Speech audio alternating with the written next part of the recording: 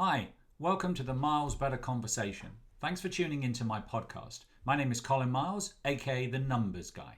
In this Friday Finance series, we'll be exploring some business tips and hints that all entrepreneurs and small business owners need to know to be successful in business. I love having you here, and it's my passion to help all entrepreneurs grow, scale, and profit faster. So I wanted to share some of my tips and hints that I've learned over the last 20 plus years of being an entrepreneur. If you stick around to the end, I have an amazing offer that I'm sure you'll want to take me up on.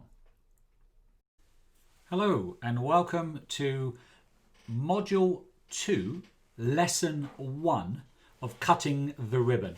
I'm so excited to have you here in the second module. Congratulations on making it this far.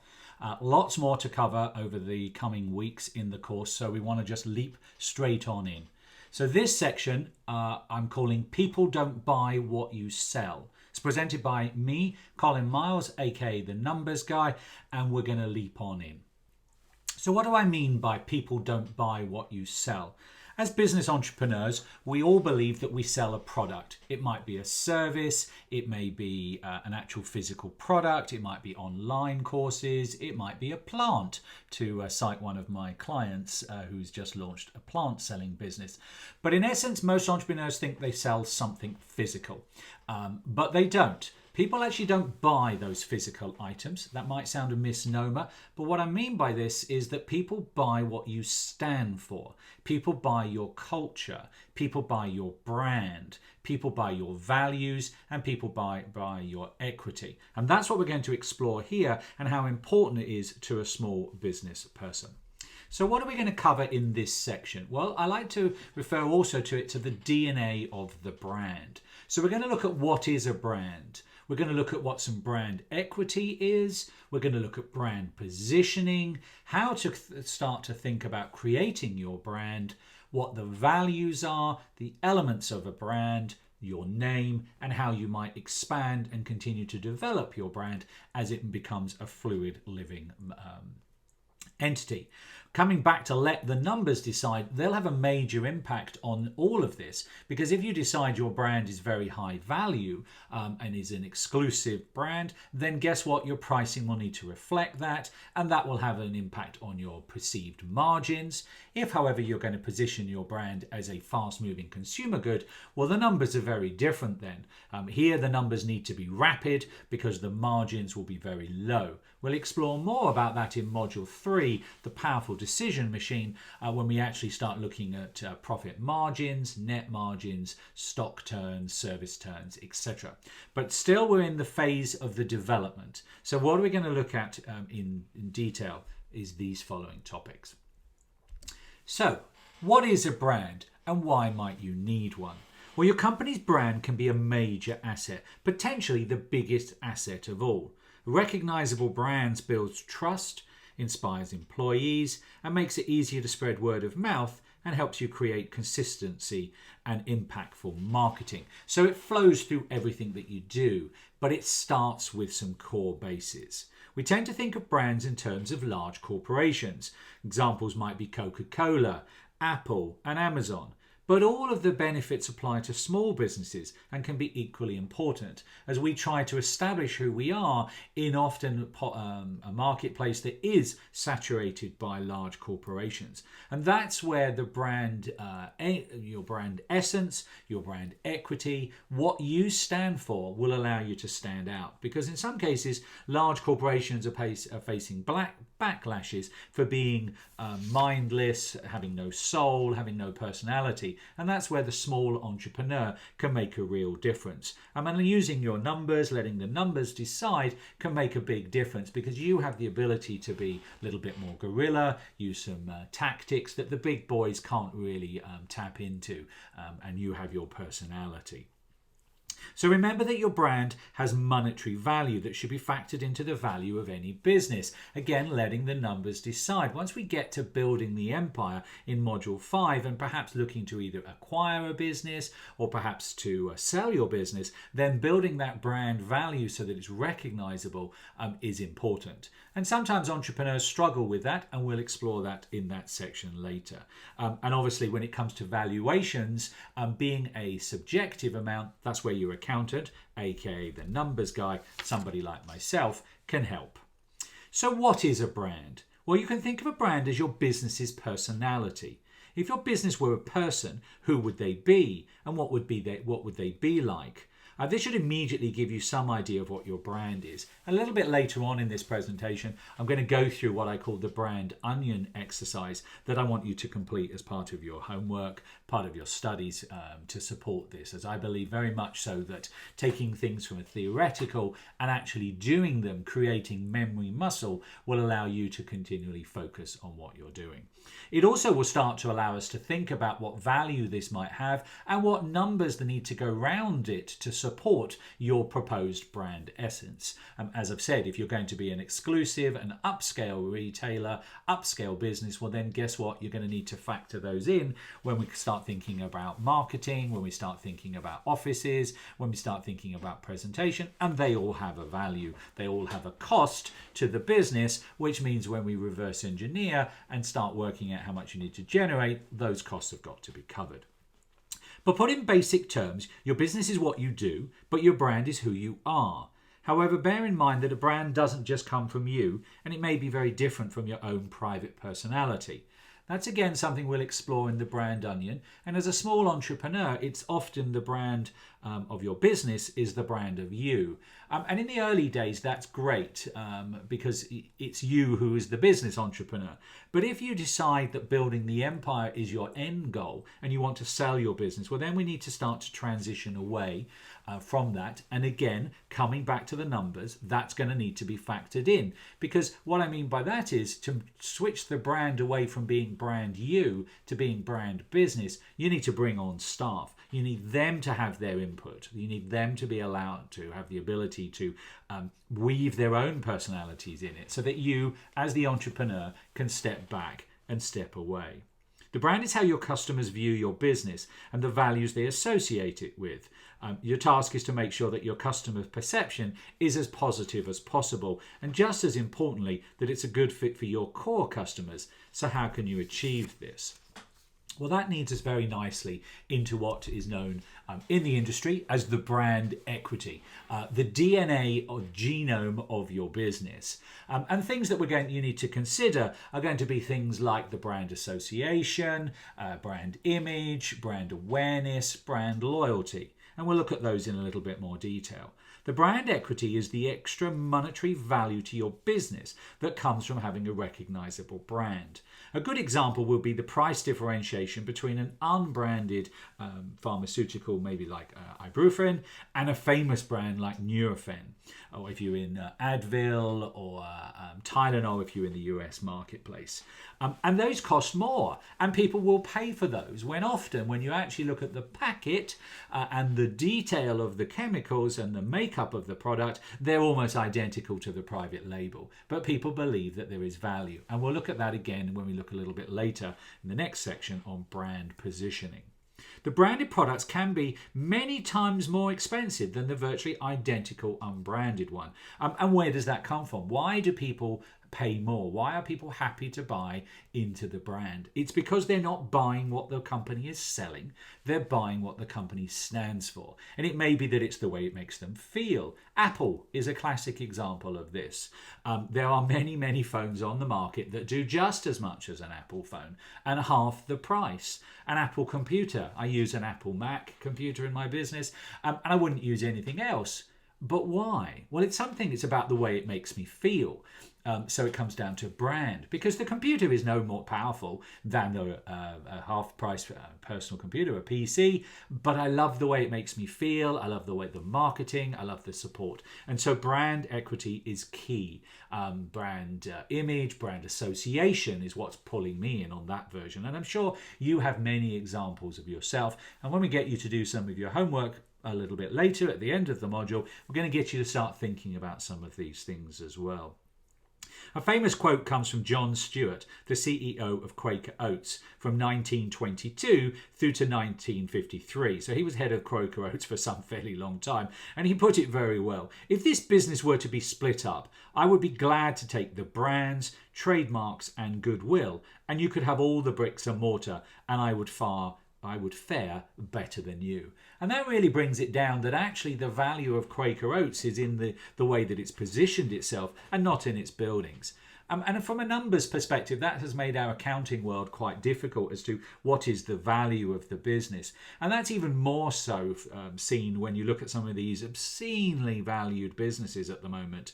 Things like Uber, on paper, it's making no money. So it should be worth almost nothing, but it's worth billions.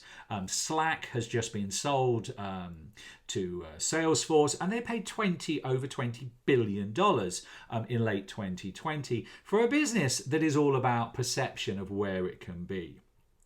So brand equity comes about because of a recognized brand generates more business. It does this by brand recognition, image and identity, more customers noticing your product. It does this through brand loyalty. Customers tend to buy what they've bought before, and they buy what you stand for. And brand associations, and this where it comes in thing, your brand can inspire positive feelings in customers. I use the Apple example of how it makes me feel when I'm working using an Apple product, when I'm holding my iPhone, when I'm interacting with my iPods, etc., etc. And then we have brand trust. Customers may feel a well-branded product is more reliable. That's a perception. As we put in when we talk about it shortly, perception is everything. And so it's important that you continue to develop that and that you understand where that equity is coming from. And there are some systems, there are some mechanics which we're going to explore over the coming minutes and sessions. These combined factors may result in more units being sold or enabling you to charge higher prices, because if your brand perception, your customer's perception is quality, your awareness is high level, well then you don't need to discount. And as an entrepreneur, to give away things for free has some brand equity development as you start to identify your brand, but the numbers will tell you that you cannot give away things continuously. However good your awareness is, if you're giving it away or selling it at a loss, well guess what, your brand won't be around for very long. And so a well-developed brand should therefore pay for itself over time as you develop. So that leads us on to brand positioning. And as I've said a couple of times already, perception is everything. So brand positioning, I love this graphic that I found. You know, where are they positioned? Identify your competitors. What's your market share? Look for the gaps in the market. Well, guess what? There is a methodology that you can follow to help ensure where you want to be. Do you want to play in a pond that's got lots of other people in it? Or do you want to find a sector within your business where you're going to be different? We talked in the last module about being a disruptor or an agitator, and that will play into more of what we did in module 1, drafting the blueprint. You can see this whole course is about layering on and developing concepts that we introduced in the previous module so that it builds and it builds. Each module, as you can see, stands alone, but you need to think back as to what you did, refer back to the elements that we did. So your brand positioning determines how your customer perceives your product or perceives your services. What does your brand make people think of it? What are its connotations, its personality? What demographic, does it target? And obviously we find that it's easier if we can use some examples of things that we already understand. So refer back to this thing. The slides will be downloadable. They'll go alongside the ebook that you can download as well, which will help with some more additional support as well. So what do we mean by perhaps where are they positioned? Let's look at that a little bit. These are known as perception maps or brand positioning maps. And it gives you a step-by-step guide to analysing value, competition and opportunities. So sometimes it's as simple as writing 4 quadrants, and we looked at some quadrants as to who you are, what you are and why you are in module 1. Well, this is going to now start looking at your competition, often referred to as a competitors map, and it'll give you an idea as to where your brand might be positioned. Where do you think you want to be? And as a result, we can brand position hack. That's the latest phrase, isn't it? Funnel hacking, brand hacking, not copying, but seeing what other people in your market sector are doing and how can you be better? How can you differentiate? So if you're looking at perhaps this very simple one, are you going to be a high cost product, high cost services, and therefore have a lot of quality that go with that? And it's all about perception, remember. So you might think you're you have a high value and you have a high quality, but if people think you're expensive and don't deliver on that, then obviously things might not go your way. And as I say, it's important to, easiest way to understand this is to compare the brand positioning of similar products. I'm going to give you an example and then we'll go into a few more examples. An example that I use in the book, in the ebook, is Coca-Cola and Schweppes tonic. Both are fizzy soft drinks, but their brand positions are very, very different. Coke is viewed as a fun and exciting sort of drink. Lots of, if you think about Coca-Cola and its advertising, young people enjoying themselves, family coming together, sharing, the Christmas adverts, etc., etc. Whereas Schweppes, for those of you in the UK, famous British tonic, is available throughout the world, but as a result it tends to be used with alcoholic drinks, so therefore it's going to target a more mature market. Coca-Cola, being a soda, is often drunk on its own. It is mixed with alcohol before those you leap at and say, but I have Jack and Coke, or I have whiskey and Coke, or vodka and Coke. Yes, but ultimately the Coke has moved into a market sector that was covered by other mixer drinks such as tonic. So it's more associated with a more sophistication, as often known as a mixer with gin and tonic, my favourite drink. As I like to say, the posh way that people get drunk. So as you can see, even by just that as a bit of fun, it's viewed as being more mature, more sophisticated, as you can see. So let's have another look, and everybody understands cars. So I'm going to use this one because this I think is a really powerful example of how you might look at your perception map. So let's have a look at the different quadrants. Well, we've got a high price quadrant in the top half, and we've got a low price quadrant in the bottom half. To the left hand side we've got low quality, and to the right side we have high quality. And again, remember, this is a perception. So this is my perception of the brands. Some will move, and it will move through time. If you were to do this 20 years ago, some of these people would be in a different box. And again, even today, you may argue that some of them are in a different sector. I did this analysis a little while ago, and I think some have moved. But don't get overly hung up. It's more about the conceptual ideas that I'm thinking of, all right? So again, if you were to ask somebody what the perception of a Mercedes is, that it's a high-priced vehicle with great quality. If you look at the other end and you look at Kia, which historically and Dacia were viewed as very, very low value, low-priced items and low quality. In the car industry, unfortunately, today it's very difficult to actually get a low-quality car because of the days of the 70s and 80s when literally cars fell apart if you didn't buy a Mercedes or a Porsche have gone. So it's a little bit more difficult when you look at it that way, but it's about where the perception is. If you turn up in a Mercedes, most people will go, "Ooh, look at you." Now, Mercedes have tried to move into to compete by bringing out the series, lower series. You've got the A class, you've got the B class, etc. But if you turn up in an S class Mercedes, most people are going to go, "Ooh." BMW the same, high price, high quality, but not in the same level as Mercedes-Benz in perception, and that's probably because they have the Series 1, the Series 2, the Series 3.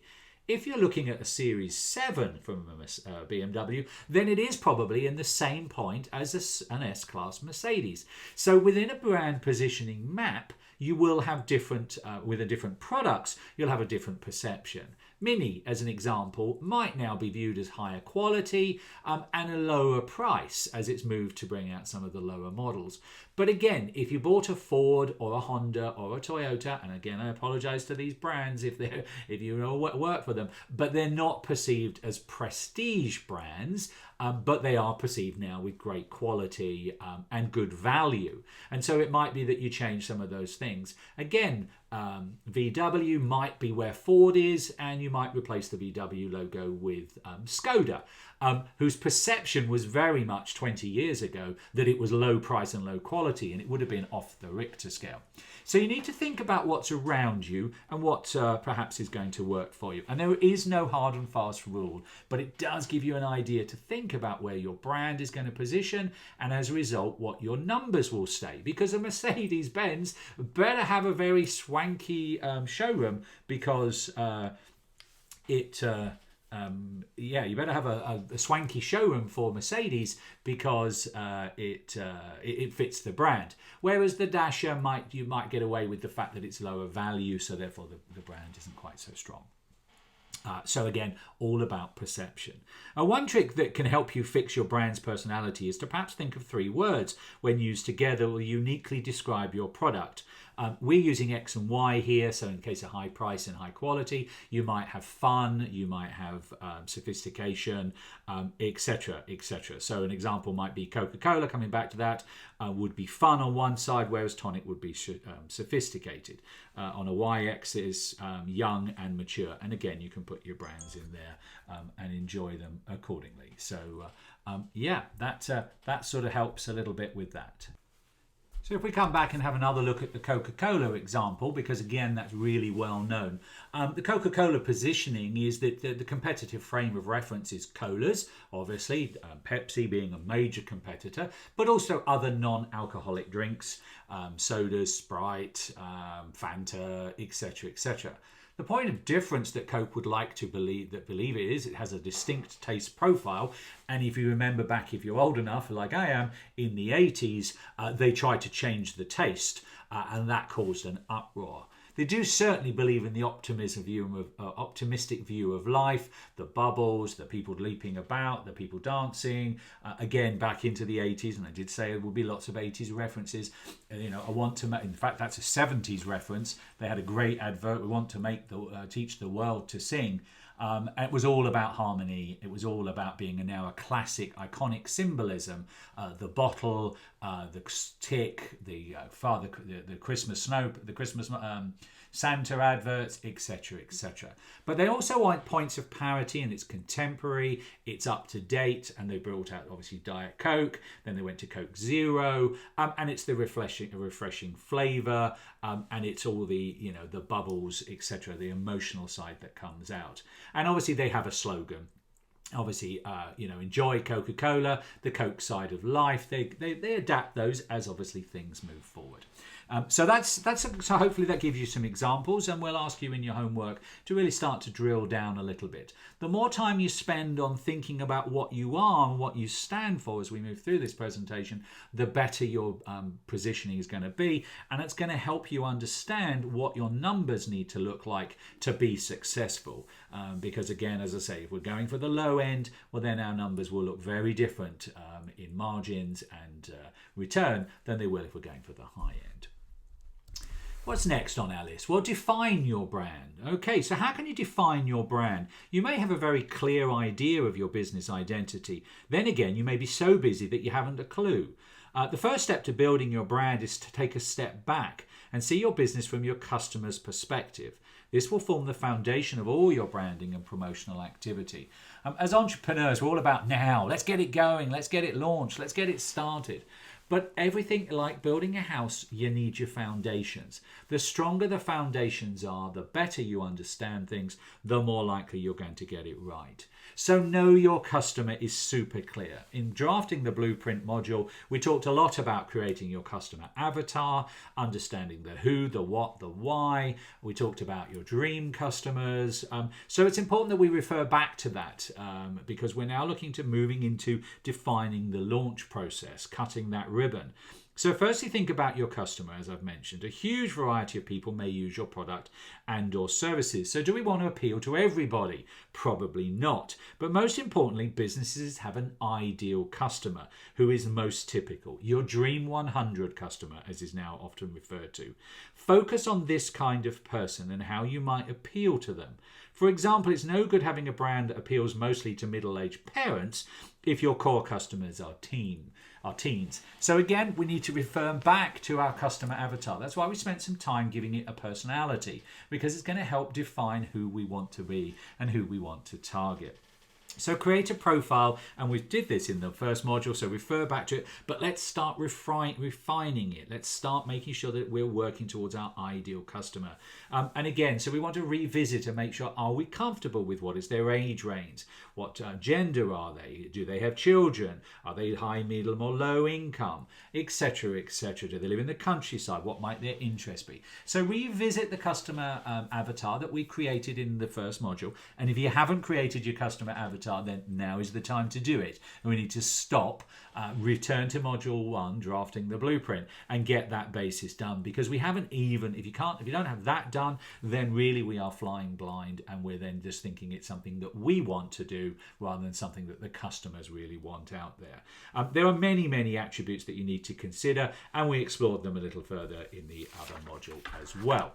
If you have any questions, obviously I'm here to help, so reach out, maybe use some of your coins from a Miles Better Emporium section, and book in a session where we can perhaps brainstorm a little bit. You then also want to start thinking about what is your unique selling proposition. This is often referred to as the USP, unique selling proposition, unique selling points. It's identify what makes you different from your competitors, such as perhaps is it something around service? Are you going to be a disruptor? Are you being innovative? Do you have additional value, convenience, quirkiness, etc., etc.? Again, it comes back to your who, what, and why. What makes you different? The 4 pillars, the 4 quadrants section that we looked at in drafting the blueprint, again, is coming key. That's why we did the homework then, so we had some basis. But again, let's revisit that. An example here at Miles Better, is real time is one of our unique selling points, that we'll work with you today, answering your questions today, and not rely on numbers that are 9 to 18 months old. We'll do it in plain speak so that you understand what we're talking about and that we're training you to allow you to make powerful decisions, because we believe that people aren't able to do that with the information provided by other accounting services. So think about the one or two that really stand out, and I've just given you some examples of what we believe here at Miles Better Accounting. You need at least one aspect that sums up what you're all about and where your energy's focused. And we're going to come back a little bit later when we look at the brand onion about how our name reflects what we do. All right, so that hopefully gives you a little bit of a clue. There we go. So we think we are miles better than other accounting companies. Well, hey, you can see there's a link, and we'll explore that as we move through. So as I say, you need to find one that has things that you can focus your energies on. If you can't easily find one, then go back to your ideal customer and find out what they most want to solve their problem. And again, affectionately known to as the pain point. What did I wake up this morning with a problem that I need solving? Because if you can identify that in your brand and in your message, then your consumer and your customer is going to do well. That leads us on to the third section of defining your brand, which is your culture is your brand. We need to look at the culture, we need to look at the values, and we look at the way you do business and what you're generally like as a company. You can have obviously a great brand USP, you might know your customer, but if you don't know what your culture is, what is it that emulates through your whole business, then we're missing this third component. I hope you found the business tip of use. And as I promised, I want you to be able to profit, grow, and scale faster. So please subscribe to this podcast for more tips via the various platforms. But also head over to www.thenumbersguy.live, where if you drop in your email, I'll instantly send you a copy of The Accounting Translator, a plain-speaking guide to accounting, the language of business, that I have developed over the last few years. You can also arrange a free 15-minute discovery call where I can help you bring the concepts to life in your business. I hope you enjoyed this episode, so please head over to iTunes to subscribe, rate, and leave a review. It's very much appreciated, and as a thank you from me, Colin, aka The Numbers Guy, I'll then send you a further bonus ebook from my latest online course, Let the Numbers Decide.